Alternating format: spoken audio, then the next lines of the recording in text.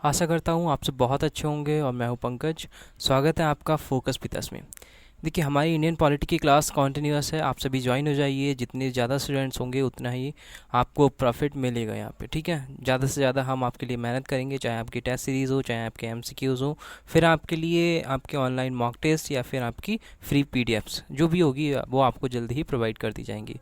तो वीडियो के एंड तक देखिएगा ताकि आपको ज़्यादा से ज़्यादा नॉलेज मिले और ज़्यादा से ज़्यादा आपको समझ में आ सके। तो शुरू करने से पहले मैं चाहूँगा, आपने अभी तक चैनल को सब्सक्राइब नहीं किया तो सब्सक्राइब कर दीजिए, बेल आइकन पर प्रेस कर दीजिएगा ताकि वीडियोस की सारी नोटिफिकेशन आपको मिलती रहे। देखिए, इंडियन पॉलिटी एक ऐसा सब्जेक्ट है कि आपका हर कोई भी एग्ज़ाम हो, वनडे एग्ज़ाम हो, यूपीएससी हो, स्टेट लेवल एग्ज़ाम हो, आपका हर किसी चीज़ में आना है, ठीक है। तो इसके ऊपर मैंने एक लेक्चर ले चुका हूँ, तो आप वहाँ जाकर आप उसको देख सकते हैं। उसका लिंक मैं डिस्क्रिप्शन में दे दूँगा, वहाँ आपको आई बटन पे भी उसका लिंक मिल जाएगा, ऊपर लिख के आ रहा होगा, ठीक है। वहाँ पे अभी आप इसको देख सकते हैं, वहाँ से भी आपको ये मिल जाएगा। बाकी हम शुरू करने वाले हैं अपना आज ब्रिटिश रूल, यानी कि आज हम क्राउन रूल शुरू करेंगे। हम जब इंडियन पॉलिटी पढ़ रहे थे फर्स्ट लेक्चर में, तो हमने वहाँ पे छोड़ा था की पॉइंट तक कि हमारा इंडियन जो सिस्टम है, पॉलिटी है, उसका दो पॉइंट थे। एक तो हमारा पास था एक आपकी ईस्ट इंडिया कंपनी रूल और दूसरा था आपका क्राउन रूल, ठीक है।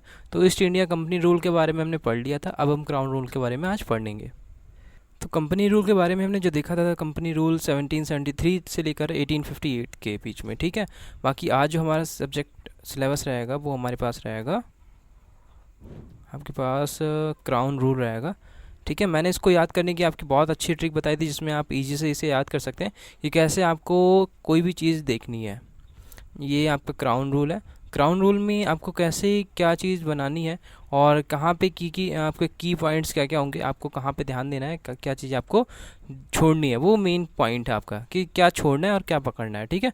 उसी को लेकर हम मोस्टली आपको इसमें चलेंगे। वैसे सारे की पॉइंट हम आपको बताएंगे और इसकी पीडीएफ जो है आपको एंड में मिल जाएगी, लास्ट में टेलीग्राम चैनल पर आप उसको ज्वाइन करके वहाँ से डाउनलोड कर सकते हैं।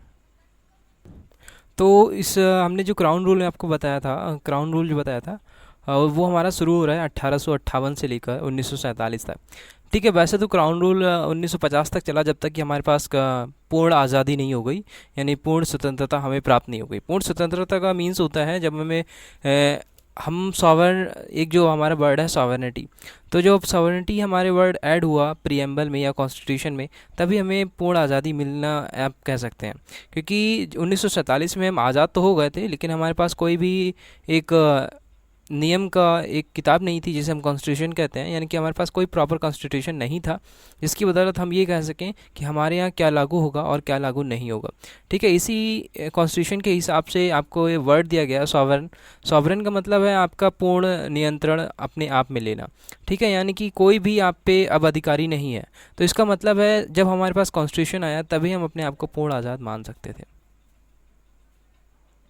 तो अगर 1858 की ये क्रांति देखी जाए, तो ये 1858 का जो गवर्नमेंट ऑफ इंडिया एक्ट है, या जैसे क्राउन रूल बोलेंगे, क्राउन रूल का पहला एक्ट जो है, ये लाया क्यों गया था। सभी लोग जानते हैं 1857 में एक मंगल पांडे नाम का एक व्यक्ति था, जिसने अपने ही रेजिमेंट में, ठीक है, इनकी 38वीं रेजिमेंट थी कलकत्ता में, याद रखिएगा, बंगाल में, कलकत्ता नहीं, पहले बंगाल ही था पूरा एक।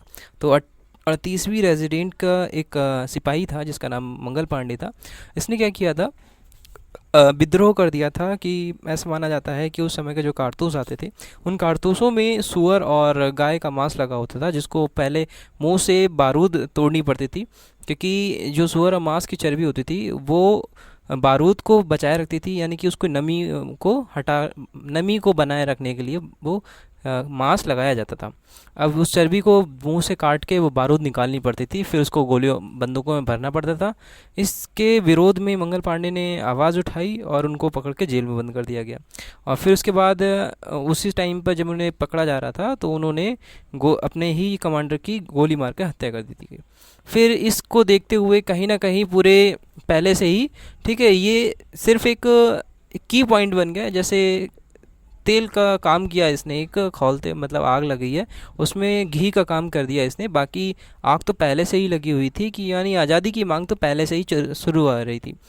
तो 1857 में जब ये क्रांति हुई, उसके बाद क्या हुआ, जब ये 1857 की क्रांति हुई तो पूरे इंडिया यानी पूरे देश भर में क्रांतियाँ शुरू हो गई। फिर उसके बाद जो यहाँ के लॉर्ड पामस्टन थे, इन्होंने 12 फरवरी 1858 को क्या किया, भारत में दोहरे शासन को मुक्त कर दिया। जैसे यहाँ पे दो चीज़ें थी हमारी, एक तो आपको पता होगा कोर्ट ऑफ डायरेक्टर्स थे और बोर्ड ऑफ कंट्रोल, ये दोनों चीज़ें यहाँ पे थी। ठीक है, जो कोर्ट ऑफ डायरेक्टर और बोर्ड ऑफ कंट्रोल थे, इन दोनों चीज़ों को ख़त्म कर दिया गया। अब क्या किसने ख़त्म किया, मेन पॉइंट ये है। ठीक है, लॉर्ड पार्मस्टन, इसका आप याद रखिएगा, लॉर्ड पार्मस्टन, उन्हें 12 फरवरी 1858 ईस्वी को क्या किया, भारत में जो दोहरे शासन के जो भी कमियां थी उनको ख़त्म करने के लिए एक विधेयक संसद में प्रस्तुत किया। एक विधेयक संसद में कहाँ पे, ये पार्लियामेंट में, अपनी ही पार्लियामेंट यानी कि इंग्लैंड की पार्लियामेंट में इसको प्रस्तुत किया गया। और 2 अगस्त, याद रखना, 2 अगस्त 1858, ठीक है, 2 अगस्त 1858 को महारानी विक्टोरिया जो थी, इन्होंने इस पर साइन कर दिए और उसी समय ये पारित हो गया।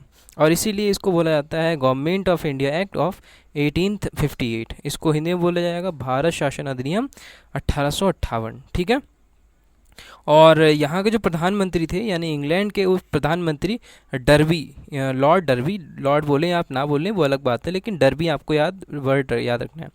देखिए, तो इसका कहने का मतलब है, जब इंग्लैंड, आपके की के पॉइंट क्या बनेंगे यहाँ से, अगर क्वेश्चन आपका बनता है तो आपका बनेगा कि 1858 की क्रांति के बाद से 1857 की क्रांति के बाद, या ये भी कहा जा सकता है कि government of act, India act of 1858 में उस समय के इंग्लैंड के प्रधानमंत्री कौन थे, गवर्नर जनरल कौन थे, या आपसे पूछा जा सकता है उस समय जो आपका चार्टर एक्ट आया था, यानी कि गवर्नमेंट ऑफ इंडिया एक्ट आया था, उसको कब साइन किया गया था, 1858 या 1857। ठीक है, आपको इन दो डेटों में याद रखना है।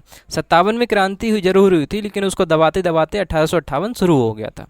ठीक है, 1858 आ गया था, तभी ये जो आपका एक्ट आया था, भारत सरकार अधिनियम 1858 में आया था। ठीक है, आई होप थोड़ा बहुत आप इसमें समझे होंगे। बेसिक इसमें और एक्स्ट्रा कुछ नहीं है, मेन आपका होता है फीचर्स ऑफ दिस एक्ट। अब यहाँ पे देखिए क्या क्या फीचर्स हैं। It provided that Indian hands forth was to be govern by and in the name of her majesty, यानी कि ये बता दिया गया कि अब जो है इंडिया को गवर्न किया जाएगा by the name of her majesty, अपनी महारानी के नाम पर। It change the designation of the governor general of India to the viceroy of India. अब वायसराय और गवर्नर जनरल में थोड़ा सा डिफरेंस समझ लीजिए, ताकि आपको यहाँ पर समझ में आ जाए कि वायसराय का मतलब क्या होता है एंड गवर्नर जनरल का मतलब क्या होता है। गवर्नर जनरल जैसे हमारे यहाँ गवर्नर होता है, जैसे अगर हम लोग आपका गवर्नर होता है, गवर्नर का मतलब राज्यपाल होता है। ठीक है, गवर्नर का मतलब एक राज्यपाल है। राज्यपाल क्या करता है, हर स्टेट का अपना अपना राज्यपाल होता है, लगभग एक राज्यपाल दो स्टेट का भी हो सकता है, वो अलग बात है, लेकिन हर राज्य का अपना एक राज्यपाल होता है जो सीधे ही कांटेक्ट में रहता है राष्ट्रपति के। ठीक है, यहाँ पे देखा जाए इंडिया के हिसाब से देख रहे हैं, तो क्या करता है, राज्यपाल के पास पूरा कंट्रोल होता है एक स्टेट का। वो चाहे कोई भी लॉ बनने से पहले उसकी देखरेख से ही सारी चीज़ें गुजरती हैं। ठीक इसी तरह से गवर्नर जनरल होता था। ठीक है, होता था, फिर उसके बाद क्या किया गया, वायसराय बना दिया गया उसी गवर्नर जनरल को। अब वायसराय का मतलब क्या होता है, वायसराय का मीन्स होता है जैसे हमारे एम्बेसडर्स होते हैं, एम्बेसडर मतलब राजदूत होते हैं। ठीक है, ठीक वायसराय उसी का काम करता है कि अगर कोई प्रॉब्लम होगी तो सीधे वो क्या करेगा, जैसे अमेरिका का एम्बेसडर इंडिया में होता है और इंडिया का एम्बेसडर अमेरिका में होता है। अगर जैसे इंडिया के किसी भी पर्सन को या इंडिया के पीएम को, प्राइम मिनिस्टर को अमेरिका से बात करनी होगी तो वो डायरेक्ट ही जो बाइडन के पास कॉल नहीं कर सकते।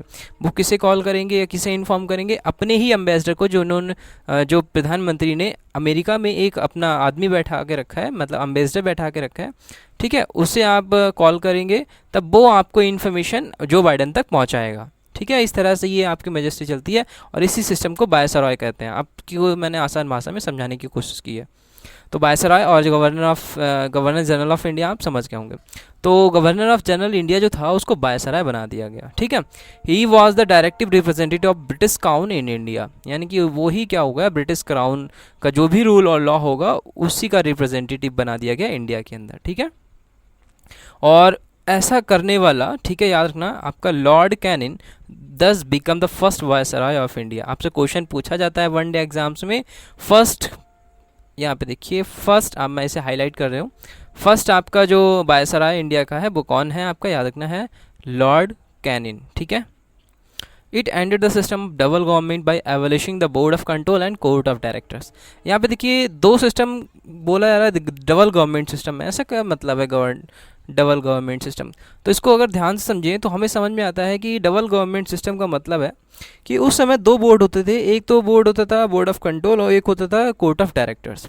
बोर्ड ऑफ कंट्रोल मैंने बताया था कि बोर्ड ऑफ कंट्रोल क्या करता था, जो भी कंपनी के रूल थे, ठीक है, मैंने आपको 1853 वाला अगर आपको चार्टर पता है, ठीक है, तो उसमें मैंने बताया था कि आपका जो बोर्ड ऑफ कंट्रोल था इसके पास कमर्शियल पावर्स थी, और कोर्ट ऑफ डायरेक्टर्स जो थे इसके पास आपके मिलिट्री पावर्स या आपके पास रेवेन्यू पावर्स, इसके पास बहुत सारी पावर्स थी कोर्ट ऑफ डायरेक्टर्स पर, ठीक है।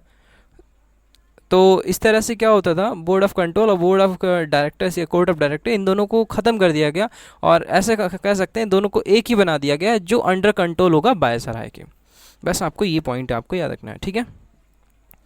यहाँ पे देखिए, it created a new office secretary of state for India. Secretary of state for India, जैसे जहाँ पे वायसराय रहेंगे, ऑब्वियस सी बात है, जैसे एक अम्बेसडर होता है तो अम्बेसडर के लिए एक अलग से ऑफिस होता है, वो ऑफिस यहाँ पे इन्होंने डिज़ाइन करके दे दिया, ठीक है। Vested the complete authority and control over Indian administration. The secretary of state was the member of British cabinet and was the responsible ultimately to British parliament. I hope इस point को आप समझे होंगे, कोई खास तो नहीं है, मैंने बाकी आपको बता दिया। It establish a 15 member council of India to assist the secretary of state for India.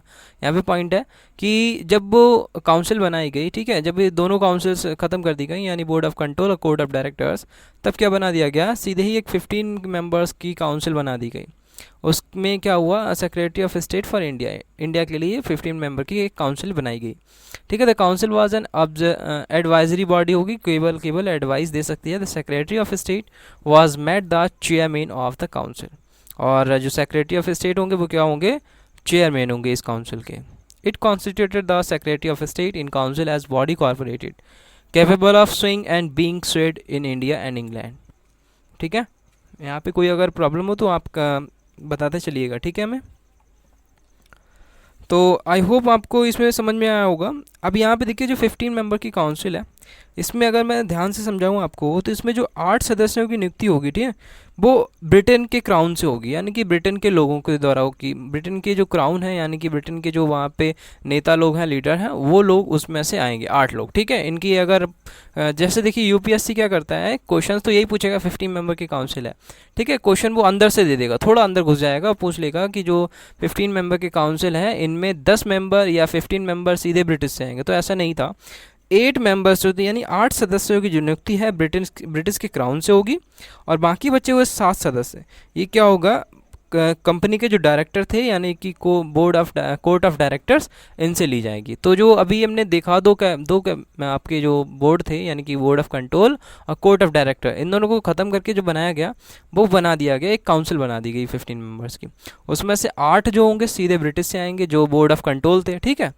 Board of control British के ही लोग थे, एक तरीके से मान सकते हैं, बोर्ड ऑफ कंट्रोल। तो बोर्ड ऑफ कंट्रोल वाले लोग आ जाएंगे, और दूसरी तरफ आ जाएंगे आपके जो कोर्ट ऑफ डायरेक्टर थे, डायरेक्टर वाले लोग कितने आ जाएंगे, 7। तो यानी कि बोर्ड ऑफ कंट्रोल वाले कितने आ गए, 8, और कोर्ट ऑफ डायरेक्टर वाले आ गए 7, तो मिलकर हो गए 15, ठीक है। अब बोर्ड ऑफ कंट्रोल जो है वो सीधे ही कहाँ से आएगा, ब्रिटिश मेंबर या पार्लियामेंट से। तो आई होप यहाँ तक आपको कोई भी चीज़ समझ में आ गई होगी। कोई भी क्यूरी हो तो कमेंट करते चलिएगा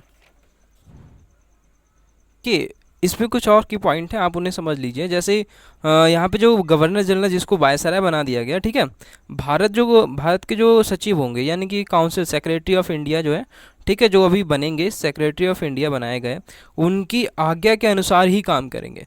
देखिए ऐसा यूपीएससी में ट्रेंड चलता है कि जो चीज़ें फोर्सेबल होती हैं या इनफोर्सेबल होती हैं, ठीक है, या डिफोर्सेबल होती हैं, तो उन चीज़ों पे फोकस जरूर करता है इंडिया, मतलब यूपीएससी। जैसे क्वेश्चन अगर बना रहा है तो आपने देखा होगा प्रियम्बल के ऊपर 2020 में एक क्वेश्चन आया था, जिसमें पूछा गया था कि प्रियम्बल से रिलेटेड कौन सा पॉइंट आपका सही है। तो उसमें पूछा गया था प्रियम्बल इनफोर्सेबल है किसी भी लॉ को इम्प्लीमेंट करने के लिए, या कोई भी पॉइंट होता है। तो उसमें जैसे इसी में अगर मैं आपसे क्वेश्चन बनाऊं तो बनेगा कि भारतीय गवर्नर जनरल या वायसराय को भारत सचिव की आज्ञा के अनुसार फोर्सेबल बनाया गया, ठीक है, या नहीं बनाया गया। इस तरह से, इस टाइप से आपका स्टेटमेंट दे देगा और आपको अगर पता है तब आप क्वेश्चन ईजी से कर सकते हैं। तो याद रखिएगा, जो भारतीय गवर्नर जनरल है यानी वायसराय होगा, ठीक है, उसको भारत सचिव यानी कि सेक्रेटरी ऑफ इंडिया के अनुसार कार्य करने के लिए उसको फोर्सेबल यानी बाध्य बना दिया गया था। ठीक है, तो गवर्नर जनरल भारत के में ब्रिटिश साम्राज्य के रूप में ही कार्य करने लगा और इसीलिए उसको वायसराय भी कहा गया। वायसराय का मतलब सीधा जैसे मैंने बताया एम्बेसडर होता है हमारे, ठीक, यानी कि आप अगर पीएम चाहेंगे तभी वही एम्बेसडर करेगा, नहीं चाहेंगे तो नहीं करेगा। ठीक है, Indian government was to be supervised and control in England. It did not alter any substantial way the system of government that prevailed in India. ठीक है, तो मेरे हिसाब से इसमें 4-5 पॉइंट आपके थे जो मेन आपको समझने हैं, और अगर कोई क्यूरी होती तो कमेंट जरूर कीजिएगा। बाकी आप हमसे पूछ सकते हैं।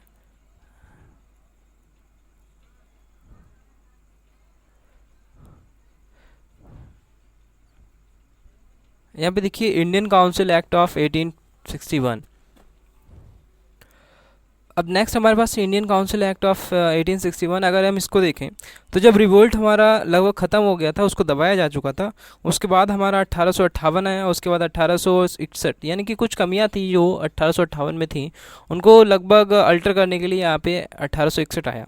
इसको हम तो समझें तो यहाँ पे जो संवैधानिक एक्टिविटी थी वो लगभग शुरू हो चुकी थी। ठीक है, और इसी जो नियम है 1861 वाले को, इसको ही सहयोग की नीति यानी पॉलिसी ऑफ एसोसिएशन या उदार निरंकुशता, इसको बोलते हैं बेनेवोलेंट डिस्पोटिज्म, इसको भी परिभाषित किया गया है यहाँ पे। यानी कि जो इंडियन काउंसिल एक्ट 1868 है, 61 है सॉरी, इसके दो और नाम यहाँ पे आपको मिलते हैं। एक तो है पॉलिसी ऑफ एसोसिएशन, ठीक है, बेनेवोलेंट डेस्पोटिज्म, यहाँ पे दो नाम आपको और मिल जाते हैं।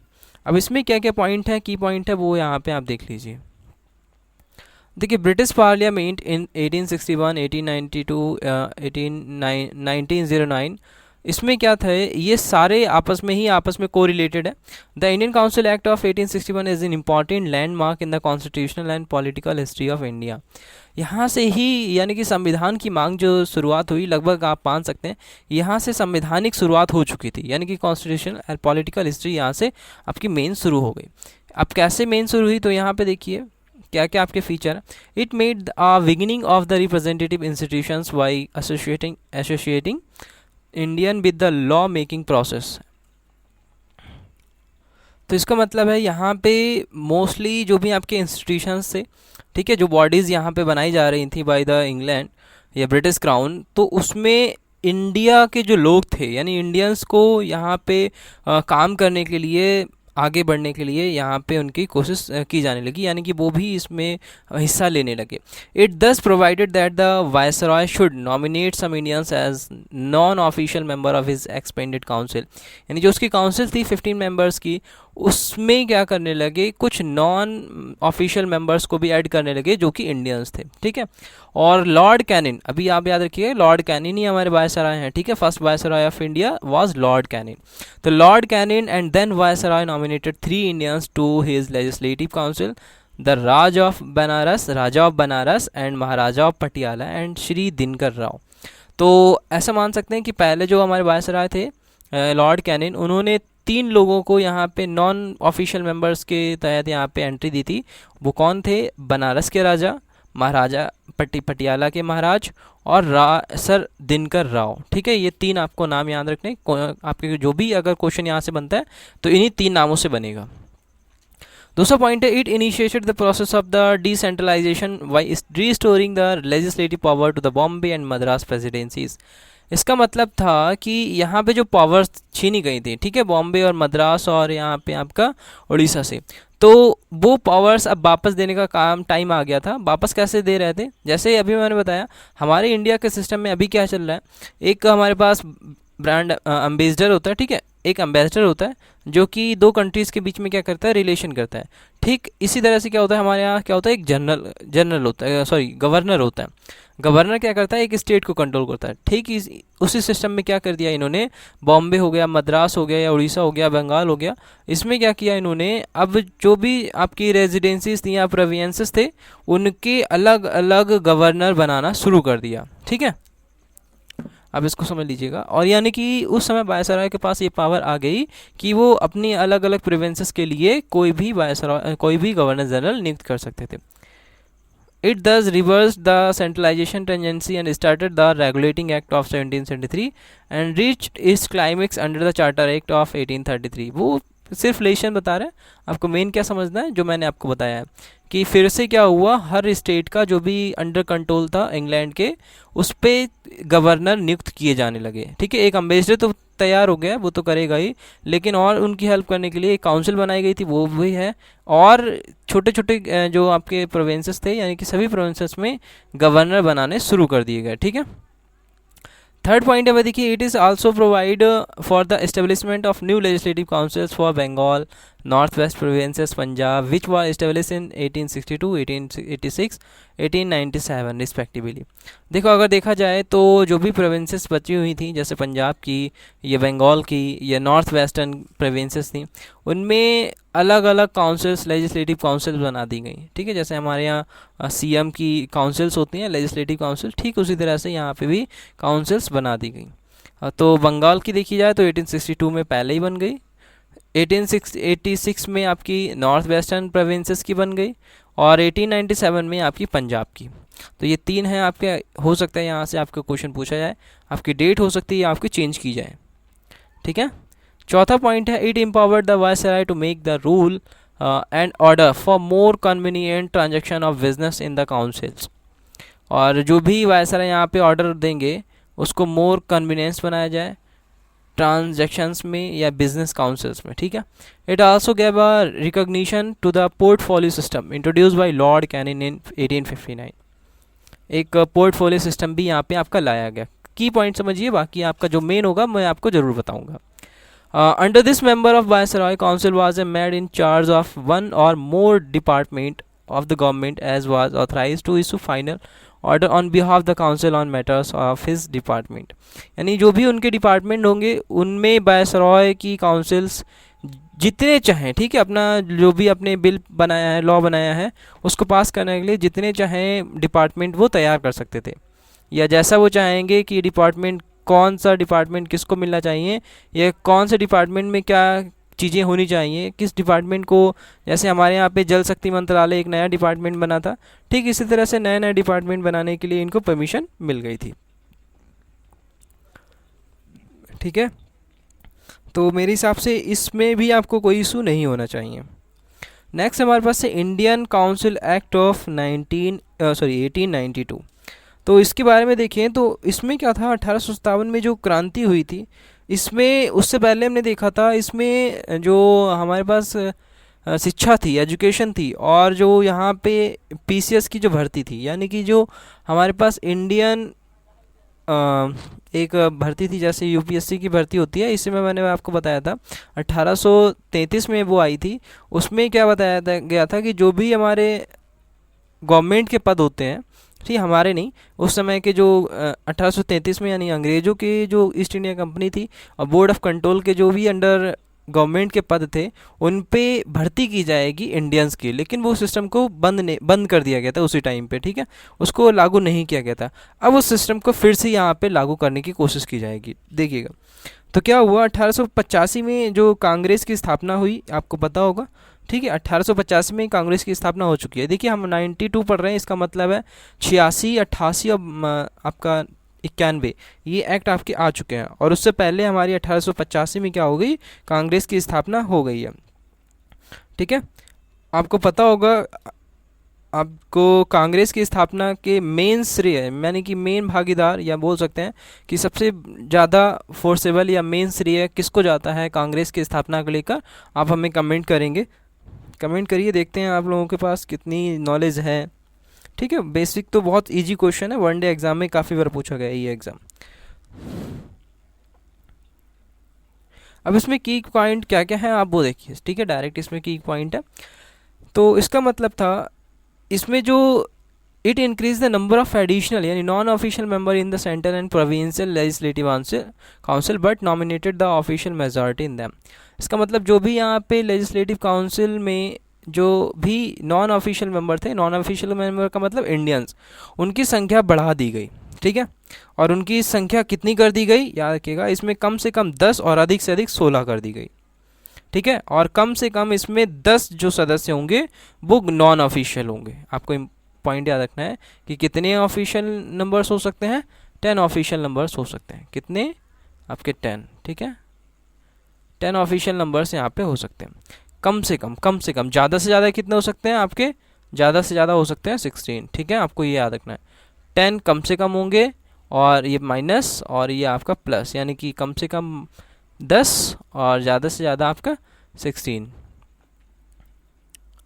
ठीक है। और यहाँ पे देखिए नेक्स्ट पॉइंट हम देखें तो it increased the function of legislative council and gave them the power of discussing and budget and addressing questions to the executive।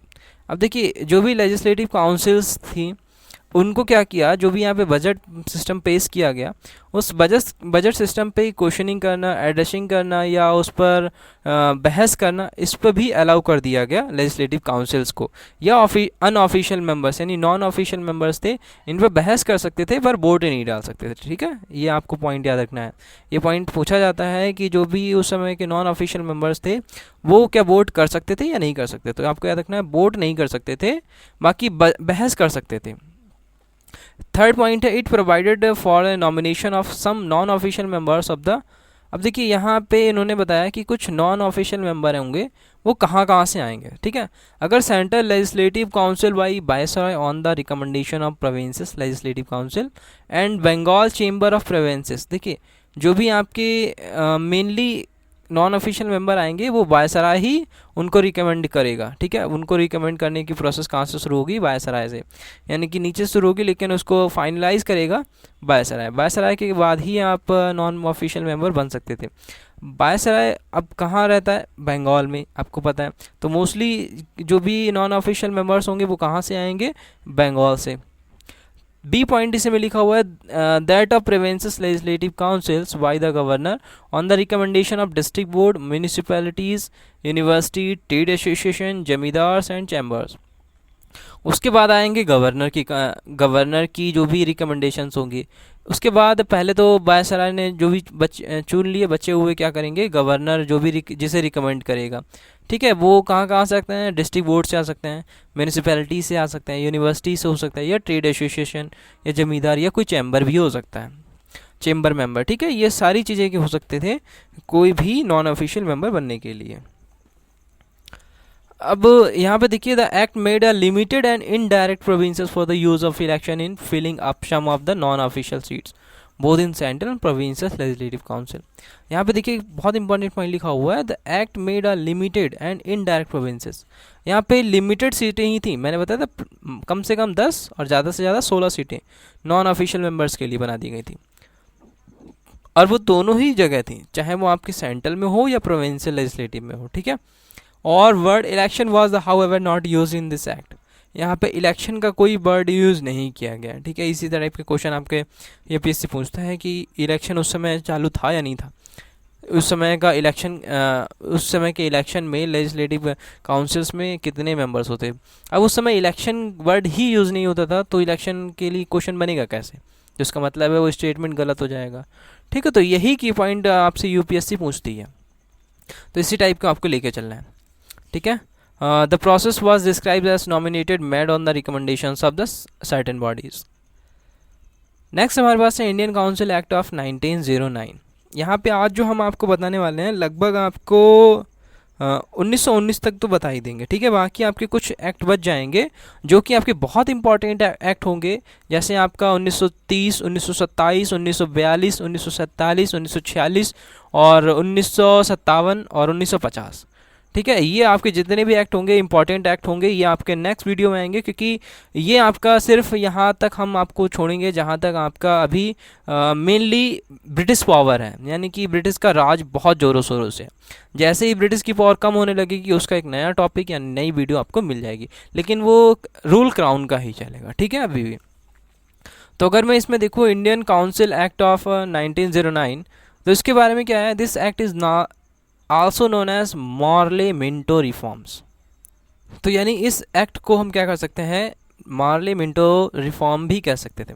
अब क्या हुआ ऐसे, तो उस समय याद रखिएगा, उस समय के जो वर्ड ये बने हुए हैं मार्ले मिंटो, ये दो लोगों के नाम के पहले वर्ड से ऐड करके बनाया गया है। जैसे लॉर्ड मॉर्ले, उस समय के जो सेक्रेटरी थे स्टेट के वो मॉर्ले थे, और मिंटो जो थे उस समय के यहाँ के वायसरॉय थे। ठीक है, सेक्रेटरी कौन थे? मॉर्ले, और आपके वायसरॉय कौन थे? मिंटो। तो सेक्रेटरी और आपके मॉर्ले, मिंटो आपके वायसरॉय। ठीक है, बाकी आपका यहाँ पे फीचर क्या क्या है वो यहाँ पे देखिए। तो अभी ये लाया क्यों गया, सबसे मेन पॉइंट आता है क्यों। अगर आपको क्यों का आंसर पता है तो आप कोई भी एग्जाम के क्वेश्चंस को आसानी से सॉल्व कर सकते हैं। तो क्यों में अगर देखा जाए तो ये एक्ट क्यों लाया गया, तो इसका एक्ट का लाने का मीन्स यही था, यहाँ रिफॉर्म है, रिफॉर्म का मतलब होता है सुधार। ठीक है, तो सुधार का मतलब है ये जो एक्ट लाया गया था ये सुधार के लिए लाया गया था, और ये जो सुधार है और पिछला एक्ट है 1892 इसको सुधारने के लिए लाया गया था। क्योंकि उस समय जब हमारा बंगाल के विभाजन हो चुका था उस समय बहुत सारी प्रॉब्लम्स आ रही थी, तो उसी को सही करने के लिए यहाँ पे ये मार्ले मिंटो एक्ट लाया गया। ठीक है, अब इसमें क्या क्या की पॉइंट है आप देखिए। यहाँ पे पहला पॉइंट है, it considerably increase the size of legislative council. अभी हमने देखा था 16 मेंबर्स नॉन ऑफिशियल हो सकते थे और कुछ वहाँ पे परमानेंट मेंबर थे। ठीक है, लेजिस्लेटिव काउंसिल्स के। अब बोथ सेंट्रल एंड प्रोविंसेस में दोनों ही क्या हुआ, साइज बढ़ा दिया गया ज़्यादा। अब भी देखा था कितना था 16, अब कितने कर दिए गए, 60 कर दिए गए। कितने कर दिए गए, 60 करा दिए गए। The number of members in the central legislative council was raise from 16 to 60। The number of member in the provincial councils was not uniform. और जो लेजिस्लेटिव काउंसिल्स थे उनमें नंबर ऑफ मेंबर्स यूनिफॉर्म नहीं थे, मतलब कुछ नहीं कर सकते कि मैक्सिमम कितने मेंबर्स हो सकते हैं। तो बस आपको याद रखना है कुछ जो की पॉइंट है वो आपको याद रखना है। जैसे सेंट्रल में कितने थे, 60 कर दिए गए, 16 to 60। और लेजिस्लेटिव काउंसिल में कितने थे आपको ये नहीं कंफर्म है कितने थे, बस हाँ बढ़ा दिए गए थे, क्योंकि ये बैरी करता था। क्योंकि जो मोस्टली लोग आते थे रिकमेंडेशंस पे वो मोस्टली घूस वगैरह भी देते थे। करप्शन तो पहले भी चलता था, अब भी चलता है। ठीक है, तो इस तरह से मेंबर्स बढ़ाए और घटाए भी जा सकते थे, क्योंकि उस समय जिसको भी लगता था, जैसे सुभाष चंद्र बोस उस समय मेंबर अगर होते, ठीक है, उन्होंने भी पीसीएस की परीक्षा पास की थी, अगर वो होते तो उनको हटाया गया था, आप सभी को पता होगा। तो इस तरह से हटाना और उनको जोड़ना इजी था अगर लेजिस्लेटिव काउंसिल में, और सेंट्रल काउंसिल में इतना इजी नहीं था, इसलिए उनकी मेंबर फिक्स कर दी गई, इसमें यूनिफॉर्म कर दिया गया, मतलब कुछ कह नहीं सकते। दूसरा पॉइंट है, it retained official majority in the central legislative council but allowed the provincial legislative council to have a non official majority. ठीक है, थर्ड है, it enlarged the deliberative functions of the legislative council at both the levels. अब जो भी deliberative functions थे legislative councils के, उन दोनों को लगभग बराबर करने की कोशिश करेगी। For example, member were allowed to ask supplementary questions, move resolutions on budget and so on. और जो भी मेंबर्स थे चाहे ऑफिशियल या नॉन ऑफिशियल, उनको परमिशन दी गई, छूट दी गई कि वो क्वेश्चनिंग कर सकते थे, रेजोल्यूशंस ला सकते थे। ठीक है, रेजोल्यूशन भी, या बजट पे भी कोई रेजोल्यूशन अगर लाना चाहते थे तो वो ला सकते थे। आपके यहाँ पे बहुत अच्छे की पॉइंट है आपको। ठीक है,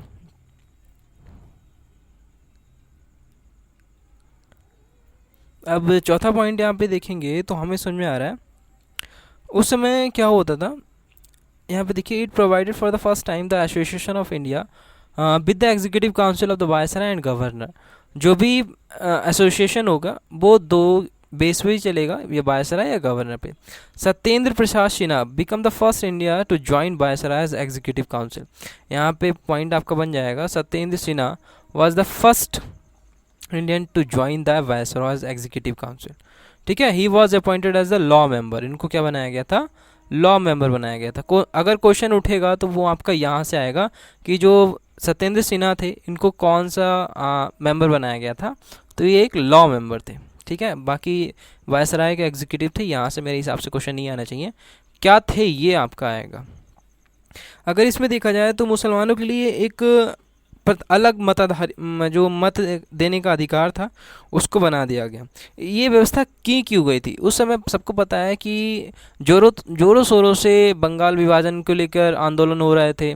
ठीक है, बंगाल को फिर से एक किया जाए, या फिर बहुत जोरों शोरों से स्वतंत्रता आंदोलन शुरू हो चुके थे। इसी में क्या था, हिंदू मुस्लिम सभी एक होकर लड़ रहे थे। अब अंग्रेज़ों के पास एक नीति थी, फूट डालो और राज करो।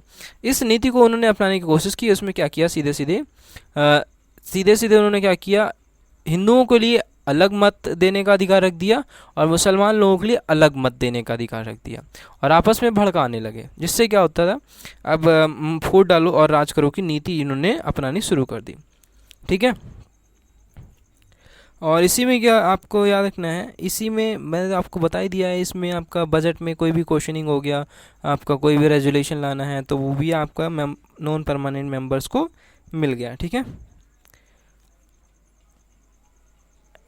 और अगर कोई, वैसे तो प्रॉब्लम नहीं होनी चाहिए, कमेंट में अगर होती है कोई प्रॉब्लम तो कमेंट कीजिएगा।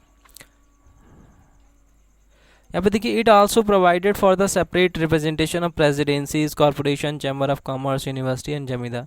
इनके लिए अलग अलग स्टेट रिप्रेजेंटेशन के लिए अलग अलग प्रेसिडेंसीज बना दी गई।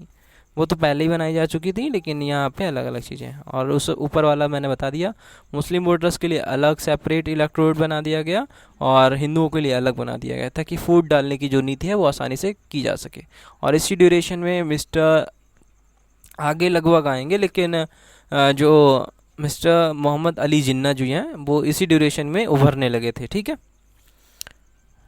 आएंगे तो आगे, यानी सामने जो निकल के आएंगे वो आगे आएंगे, लेकिन शुरुआत हो गई थी यहाँ से, मान सकते हैं। Government of India act of 1919, अगर इसको देखा जाए यही आपका इस वीडियो का लास्ट होगा। ठीक है, वो आपके इंपॉर्टेंट जो एक्ट हैं, यानी कि जो भी जितने भी एक्ट होंगे इंपॉर्टेंट, वो आपको नेक्स्ट वीडियो में मिल जाएंगे। बस आप इसी तरह से हमारे साथ बने रहिए। बाकी कोई भी प्रॉब्लम होती है तो कमेंट कर सकते हैं आप हमें।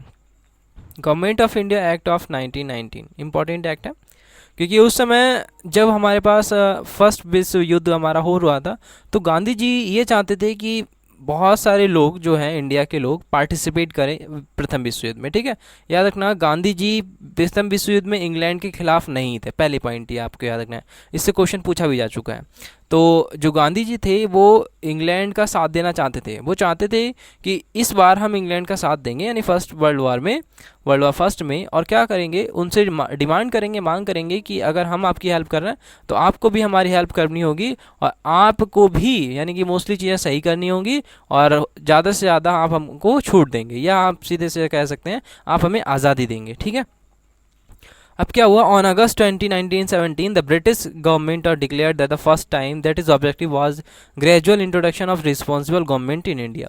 अब ऐसा क्यों कहा इन्होंने, आप जानते ही हैं, क्योंकि उस समय युद्ध चल रहा था जर्मनी के साथ। ठीक है, तो युद्ध चल रहा था, तो उन्होंने ये ऐलान कर दिया कि जैसे ही युद्ध खत्म होगा हम क्या करेंगे, आपके लिए एक नई गवर्नमेंट, अच्छी सी गवर्नमेंट लाएंगे जो कि आपके सारे काम करेगी। यहाँ पे देखिए क्या आपकी पॉइंट लिखा हुआ है, यहाँ पे उस समय के जो तत्कालीन भारत सचिव थे, यानी कि वायसराय थे, मॉन्टेग्यू। ठीक है, उन्होंने 20 अगस्त 1917 को ब्रिटिश सरकार के प्रस्तावित सुधारों की एक घोषणा पत्र की प्रस्तुति की, जिसमें उन्होंने बताया, जिसमें सर्वप्रथम भारत को स्वतंत्र डोमिनियन यानी स्वशासन की स्थिति प्रदान करने की बात की गई थी। जिसमें बताया था कि भाई जैसे ही हम लोग प्रथम विश्व युद्ध छोड़ेगा हम आपको आज़ाद कर देंगे, ऐसे मान के उन्होंने बोल दिया था। इसके पश्चात क्या हुआ, मॉन्टेग्यू भारत आए और गवर्नर जनरल चैम्सफोर्ड, उस समय याद रखना गवर्नर जनरल कौन थे, चैम्सफोर्ड, और मॉन्टेग्यू भारत आए, गवर्नर जनरल चैम्सफोर्ड थे, और अन्य नेता जो थे, जो भी हमारे थे। ठीक है, इन्होंने क्या किया, शिमला में विचार विमर्श किया, शिमला में एक मीटिंग बुलाई, वहाँ पे बैठे, और उसके बाद 1918 में उन्होंने एक मॉन्टेग्यू चैम्सफोर्ड रिपोर्ट पब्लिश की। ठीक है, मॉन्टेग्यू चैम्सफोर्ड, यहाँ पे देखिए लिखा हुआ है मॉन्टेग्यू चैम्सफोर्ड रिफॉर्म। ठीक है, ये रिपोर्ट इन्होंने पब्लिश की, और इसी को बाद में भारत शासन अधिनियम 1919 बोला गया। ठीक है, इसी को बोला गया government of India act of 1919। इसमें क्या क्या की फीचर थे आपको यहाँ पे देखने हैं। It relaxed the central control over the provinces by demarcating and separating the central and provincial subjects, यानी कि बोले जो भी सेंट्रल का कंट्रोल है वो अलग कर दिया जाएगा, यानी स्टेट अपना अच्छे से चलाएं और सेंट्रल अपने अलग चलेगा। The central and the provincial legislature were authorise to make law on their respective list of subject.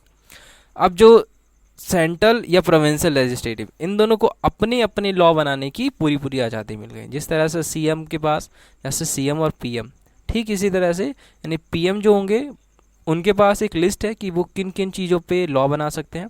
जैसे अगर हम बात करें किसानों की जो आय होती है उस पर वो लॉ बना सकते हैं, लेकिन किसानों के जो यूरिया है, फर्टिलाइजर्स हैं, बीज है, ठीक है, इस पर जो है सेंट्रल बिल नहीं बना सकता। इस पर जो इसका जो बिल बनाने का हक है वो आपको स्टेट का है, ठीक है। तो इस तरह से क्या किया, कुछ लिस्ट प्रोवाइड करा दी कि भाई आप जो सेंट्रल अलग अपने लॉ बनाएगा और लेजिस्लेटिव अपने लॉ अलग बना सकता है अगर चाहे तो, और नहीं चाहे तो वही सेंट्रल के लेके चल सकता है, ठीक है।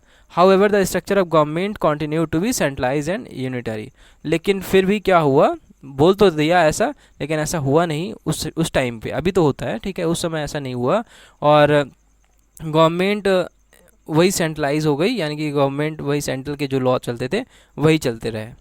It further divided the provincial subject into two parts, transferred और रिजर्व। और ये पॉइंट आपको याद रखना है, इस समय के जो प्रोविंशियल सब्जेक्ट थे उनको दो पार्ट में डिवाइड कर दिया गया, ट्रांसफर्ड या reserve. Transfer subject were to be administered by the governor. यहाँ पे देखिए जो ट्रांसफर सब्जेक्ट होगा उसको गवर्न करेगा गवर्नर, और with the aid of minister responsible to legislative council, ठीक है। और जो रिजर्व सब्जेक्ट होंगे, ठीक है, उन पर जो एडमिनिस्ट्रेट करेगा वो गवर्नर करेगा बाय एग्जीक्यूटिव काउंसिल। देखिए यहाँ पे ट्रांसफर सब्जेक्ट होगा वो डायरेक्ट ही गवर्नर के हाथों में होंगे with the aid of minister, ठीक है, यहाँ पे रखिए, डायरेक्ट ही गवर्नर के हाथों में होंगे। और जो रिजर्व लिस्ट है, रिजर्व सब्जेक्ट हैं, वो भी गवर्नर ही कंट्रोल करेगा, लेकिन अपनी काउंसिल्स वहाँ पे बैठा के, यानी कि वो डायरेक्ट नहीं इनडायरेक्टली तरीके से वहाँ पे गवर्न कर रहा होगा, ठीक है। जैसे अगर मैं बोलूँ, अगर हमारे यहाँ पे प्रेसिडेंट जो होते हैं, यानी इंडिया के प्रेसिडेंट अगर देखें तो जो हमारी यूटीज़ होती हैं यानी यूनियन टेरिटरीज होती हैं, जैसे आपकी लक्षद्वीप हो गया, अंडमान निकोबार हो गया, ठीक है, तो यहाँ पे क्या सिस्टम होता है, डायरेक्ट ही कंट्रोल करते हैं प्रेसिडेंट। लेकिन अगर हम देखें स्टेट पे भी डायरेक्ट कंट्रोल तो होता है, ठीक है, स्टेट पर भी क्या होता है, कंट्रोल तो प्रेसिडेंट का ही होता है, लेकिन इनडायरेक्ट होता है। कैसे होता है, गवर्नर के थ्रू होता है। क्या होता है, गवर्नर के थ्रू कंट्रोल करते हैं वो। जैसे अगर हम लद्दाख के बारे में देखें, ठीक है, जहाँ पे यूटी हैं तो यूटी, लेकिन वहाँ पे इन्होंने एक लेफ्टिनेंट गवर्नर बिठाया है, उपराज्यपाल। वो क्या करता है, डायरेक्ट नहीं इनडायरेक्ट प्रेसिडेंट को वहाँ की सत्ता को सौंपता है, ठीक है। इस तरह से इन्होंने सिस्टम सौंप दिया कि जो डायरेक्ट वाला है वो जाएगा ट्रांसफर सब्जेक्ट में और रिजर्व सब्जेक्ट वाले जाएंगे आपके इनडायरेक्ट वाले में। This dual scheme of government was known as diarchy, a term derived from Greek word diarchy, and which means double rule. However, this experiment was largely unsuccessful. हालांकि ये जो एक्सपेरिमेंट था पूरी तरह से सक्सेस नहीं हो पाया। थर्ड पॉइंट है, it introduce the first time आपका bicameralism and direct elections in the country. और इसी टाइम में यानी 1919 में ही आपका याद रखना है कि जो डायरेक्ट इलेक्शन होने शुरू हो गए, ठीक है, डायरेक्ट इलेक्शन। दस the Indian legislative council was replaced by a bicameral legislative consisting an upper house and a lower house legislative council. और इसी टाइम पर याद रखना आपके दो हाउस बना दिए गए, लगभग आपके मान सकते हैं दो हाउस बनाए गए थे, एक आपका अपर हाउस और एक आपका लेजिस्लेटिव हाउस यानी लोअर हाउस। यानी ये upper house council of state के लिए और लेजिस्लेटिव हाउस आपके जो काउंसिल ऑफ स्टेट, और यहाँ पे लेजिस्लेटिव असेंबली के लिए lower house. The majority of members of both the houses were chosen bye direct election. और जो भी उसके मेंबर्स थे उनको डायरेक्ट इलेक्शन के थ्रू चूज़ किया जाएगा। देखिए ये बहुत इंपॉर्टेंट एक्ट है 1919 का, ठीक है, बहुत इंपॉर्टेंट है। It required that the 3 of 6 members of the Viceroy Executive Council were to be Indian। यहाँ पे बोल दिया गया कि 3 of the 6 मेंबर यानी कि जो भी 6 मेंबर्स होंगे उनमें आधे मेंबर, अब देख लीजिए 50-50 कर दिया गया यहाँ पे, आधे मेंबर क्या होंगे, वायसरॉय के काउंसिल से ही आएंगे, एग्जीक्यूटिव काउंसिल से इंडियंस होंगे, ठीक है, were to be Indian. It extended the principle of communal representation by providing separate elections for Sikh, Indian Christian, Anglo-Indian and European।